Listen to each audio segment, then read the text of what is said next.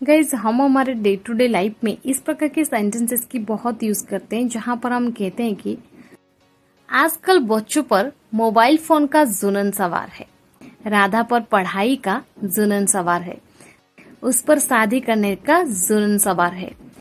So guys इस प्रकार के सेंटेंसेस को हम इंग्लिश में कैसे कहेंगे जहां पर हम फ्रेजेस करते हैं जुनून सवार है या फिर भूत सवार है, इस प्रकार भी कहते हैं।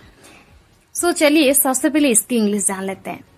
जुनून सवार है या फिर भूत सवार है, इसके लिए हम इंग्लिश में फ्रेजेस करते हैं ऑब्सेस्ड विथ, ऑब्सेस्ड विथ। चलिए इसका कंप्लीट स्ट्रक्चर देख लेते हैं।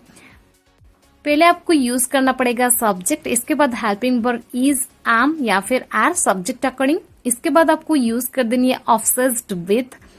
इसके बाद अगर नाउन आएगा तो हम ऐसे ही लिख देंगे, अगर वर्ब आएगा तो इसको हम आईएनजी फॉर्म में लिखेंगे और लास्ट में ऑब्जेक्ट। चलिए कुछ एग्जाम्पल के मदद से इसे और भी बेहतर समझने की कोशिश करते हैं।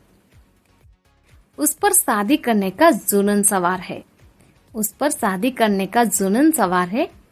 He is obsessed with getting married. He is obsessed with getting married. Next example. आजकल लोगों पर पैसे कमाने का भूत सवार है, आज पर लोगों पर पैसे कमाने का भूत सवार है या फिर आजकल लोगों पर पैसे कमाने का जुनून सवार है।